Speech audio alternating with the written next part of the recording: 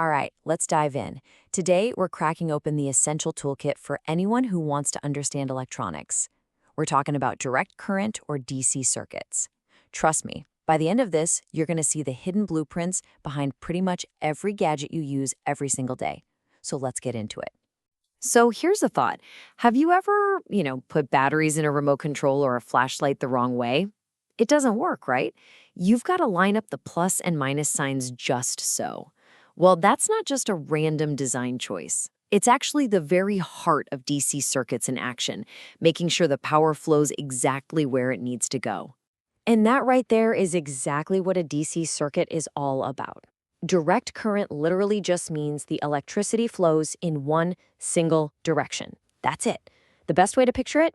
Think of it like a one-way street for electricity. No turning back. This simple idea is what powers your phone, your laptop, pretty much anything with a battery.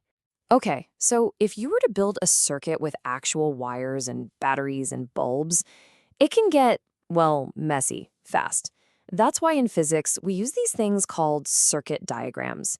They're basically the blueprints, or the roadmaps for electronics.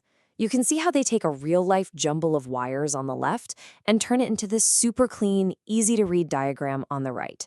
It's all about making things simple. Now, to read these blueprints, you gotta know the language, right? And this is basically the alphabet. These symbols represent all the different parts. You've got your power source, the battery or cell, the switch that opens and closes the circuit, and the light bulb, which is really just a resistor that happens to glow. This is the language we're going to be speaking from here on out. Okay, first up, let's talk about the most straightforward way to connect things together. It's called a series circuit. And the best way to remember it? Just think of it as a one-path road. A single lane, no exits, no detours. And here's what that looks like in a diagram. See? The electricity leaves the battery, it flows through the first resistor, then the second, and right back to the battery. There's literally no other way for it to go. No forks in the road, just one single continuous loop. So for any series circuit, you just need to remember 3 simple rules. That's it. Rule number 1, the current. It's the same everywhere. Think of it like cars on that one-lane road. The number of cars passing any point is always the same. Rule 2, voltage. The push from the battery gets shared or split up between all the components. And rule 3, resistance. This one's super easy. To get the total resistance, you just add them all up. Simple. All right, let's put that last rule into practice. It's super straightforward. Look at this circuit.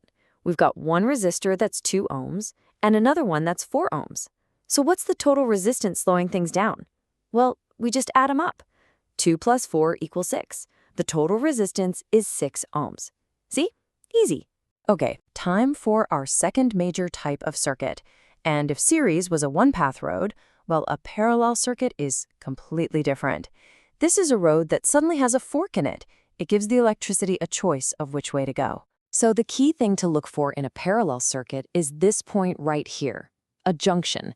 It's where the path splits. You can see the main flow of current comes along, hits this junction, and poof, it divides. Some of it goes down one path, the rest goes down the other. The flow is split into different branches. And yeah, you guessed it, parallel circuits have their own 3 rules, and they're kind of the opposite of series. First, the current splits.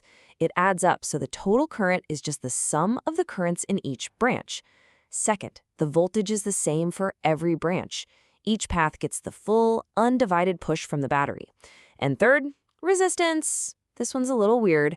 The formula looks funny, but here's the crazy takeaway. The more paths you add, the less the total resistance becomes.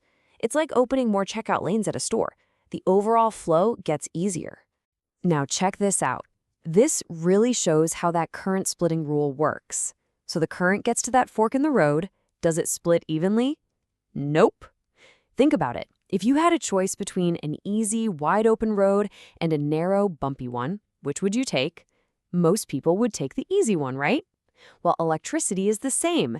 It takes the path of least resistance. So, way more current is going to flow through that smaller 2-ohm resistor than the bigger 4-ohm one. Okay, so we've got 2 completely different ways to wire things up, series and parallel. This leads to the big question, right? Which one do you choose? Why would an engineer pick one over the other? Well, it turns out each has its own massive pros and cons. And you don't even need formulas to see the difference. Just look at these light bulbs. It's so obvious, isn't it? One set is way brighter than the other. That single visual clue tells you almost everything you need to know about how these two circuits work in the real world.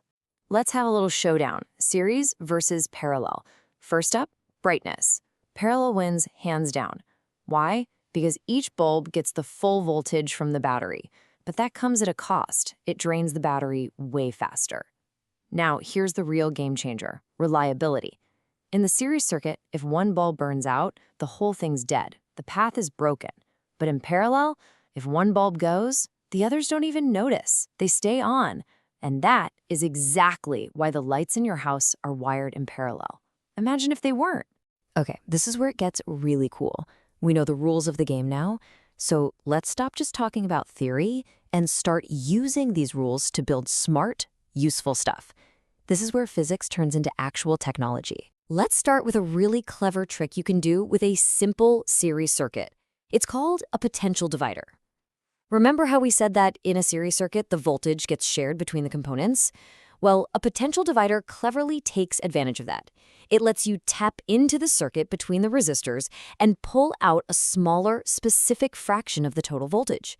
It's like having a custom power dial. And I guarantee you've used one of these probably thousands of times without even knowing it. You see that volume knob, or a dimmer switch for a light? That is a potentiometer. It's just a potential divider where you can change the tap-off point. When you turn the knob, you're literally sliding a contact along a resistor, changing the voltage that comes out, and making the music louder or the lights brighter. So cool, right? But what if we want our circuit to be even smarter? What if we want it to react to the world around it? For that, you need something called a transducer. Don't let the fancy name fool you, it's basically just a sensor. It's a special little device that can take something like light, or heat, or sound, and turn it into an electrical signal the circuit can actually read. It's how we give our circuits senses. So let's put all the pieces of the puzzle together. This right here is the circuit for an automatic streetlight. It's genius. It uses a transducer, in this case, a light-dependent resistor, or LDR, and it puts it inside one of our potential divider circuits. So when the sun goes down, it gets dark. The LDR's resistance changes a lot. That change alters the voltage coming out of the potential divider. Once that voltage hits a certain level, bam! It triggers a switch and the streetlight turns on, all by itself. A simple but incredibly smart circuit. And that really brings us to the big takeaway. We've just seen how a few basic rules, series and parallel, combined with a simple sensor and a potential divider, can make something as ordinary as a streetlight smart. So now it's your turn. Look around your room right now. What everyday object could you make smart using these exact same principles? The possibilities are pretty much endless.